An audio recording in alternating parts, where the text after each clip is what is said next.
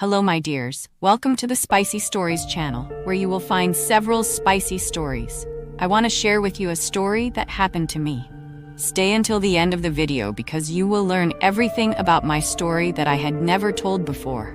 But I mustered up the courage, and I want to extend an invitation to you at the end. I am already happy to see you here. So let's go.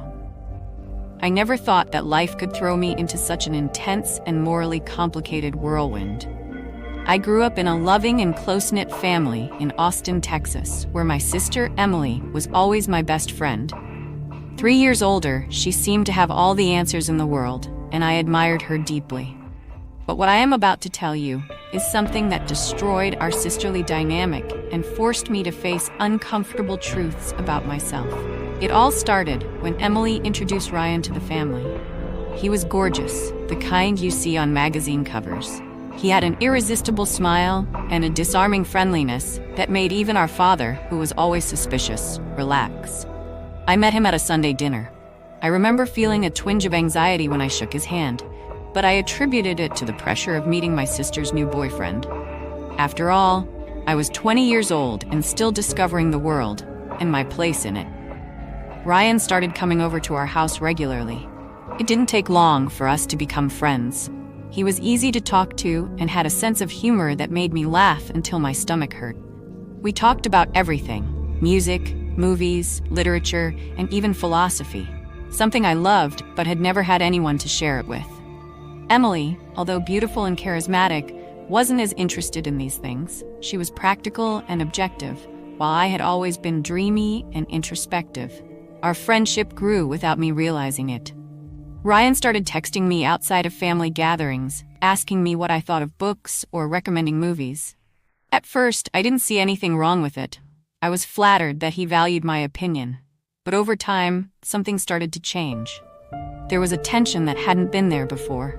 I started to avoid looking him in the eye for long periods of time because when I did, my heart would race. One day, everything got out of hand. It was a Saturday afternoon. Emily had gone to a work event, and Ryan showed up at our house with a book he thought I might like to read. He seemed nervous, which made me uncomfortable. We talked in the living room, but the physical proximity was almost unbearable. Then it happened. He looked at me with a look that seemed to pierce my soul and said, "Sarah, I can't pretend anymore." My heart nearly stopped. I knew what he was about to say, but I still wasn't prepared to hear it. "I fell in love with you." I stood there in silence, frozen, as he continued. "I know this is wrong, and the last thing I want to do is hurt Emily, but I can't deny what I feel anymore." Anger and guilt washed over me. How could he say that? He was dating my sister, and I should hate him for putting this situation in front of me. But at the same time, a part of me, a part I'd rather not acknowledge, was relieved to hear those words, because it meant I wasn't alone in my feelings.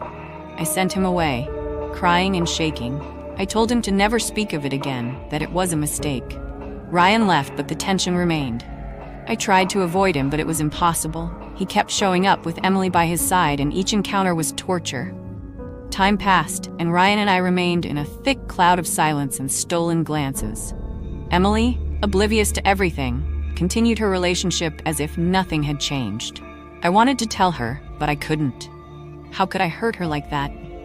One night, during a family dinner, Ryan and I exchanged a look that lasted longer than we should have. Emily noticed and made a joke. "You two almost seem like best friends. How lucky I am." I laughed, but my stomach was churning. That night, I decided that something had to change. I decided to write Emily a letter, confessing everything. I spent hours writing and rewriting, trying to find the right words. When I finished, I felt exhausted, but relieved that I had made a decision. I put the letter in an envelope and left it on the kitchen table, ready for her to find the next morning. But life has a cruel way of surprising us. That same night, Emily showed up in my room crying. Ryan had broken up with her. He didn't explain why, he just said he couldn't go on anymore. She was devastated, and I, consumed with guilt, hid the letter before she could see it. Ryan came to me a few days later, telling me he had broken up with Emily because he couldn't go on living a lie. I was furious. How could he be so selfish? Emily didn't deserve any of this. But despite my anger, I was also attracted to him in a way I couldn't control. Ryan begged me to give him a chance, but I refused. He said that even if what we felt was real, we could never build on the wreckage of Emily's heart. From then on, my relationship with my sister was never the same. The weight of what happened still hangs over me, and I wonder if I will ever be able to forgive myself. Ryan is no longer a part of our lives, but the marks he left on me and Emily will never disappear. Months passed, and the tension in our family began to ease, but the void left by everything that happened was still present. Emily eventually met someone else, a guy named Nathan, who seemed to treat her well. This brought some relief from my guilt, but it also served as a constant reminder that my relationship with her would never be the same as before. I tried to occupy myself with college and my hobbies, but Ryan's shadow still loomed over me. He sent me occasional messages asking to talk, but I always ignored them. I knew I needed to move on, but something inside me still wanted to understand why everything had happened the way it had. One night, while I was in the university library, Ryan showed up. He said he knew I went to school there and needed one last talk to wrap things up. Reluctantly, I agreed. We sat in a secluded corner, and he started talking. "Sarah, I don't expect you to forgive me. I've made huge mistakes, but I can't leave you behind without telling you how I feel. I never wanted to hurt you or Emily. I fell in love with you in a way I couldn't control, and that scares me as much as it probably scares you." I listened to him in silence, trying to process his words. Finally, I replied, "Ryan, I didn't want that to happen either. But we made choices, and those choices hurt people who didn't deserve it. I can't erase what happened, but I also can't keep living trapped in it." I left the library with a strange sense of closure. Ryan disappeared from my life shortly after that conversation. Emily and I, although never as close as before, have found a new way to coexist.